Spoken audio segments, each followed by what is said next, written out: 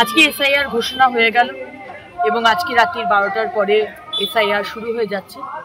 আরও 11টি রাজ্যের সঙ্গে সঙ্গে পশ্চিমবঙ্গেও 12 নম্বর রাজ্য এসআইআর শুরু হয়ে যাচ্ছে এবং ইলেকশন কমিশন খুব পরিষ্কারভাবে বলে দিয়েছে যে কারুর বৈধ ভোটার কারুর নাম যেন কাটা না যায়, সেরকমই অবৈধ কোনো ভোটারের নাম যেন ভোটার লিস্টে না থাকে।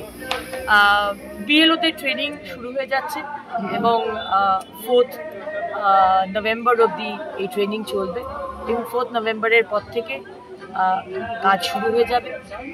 আশা করব প্রশাসন এবং মমতা ব্যানার্জির সরকার, যদিও বা বলছেন যে একটা নামও যদি বাদ যায়, উনি নাকি বলেছিলেন আগুন জ্বালিয়ে দেবেন, কিন্তু উনি একবারও বলেননি যে একটা নাম যদি রয়ে যায় রোহিঙ্গা বা বাংলাদেশি মুসলমানদের, তাহলে কিন্তু উনি আগুন লাগিয়ে দেবেন, সেটা কিন্তু একবারও বলেননি। কিন্তু তাতে কিছু এসে যাবে না, কারণ স্বচ্ছ ভোটার লিস্ট তৈরি হবে, এটা বাংলার মানুষ চায় এবং স্বচ্ছভাবে ভোট হোক।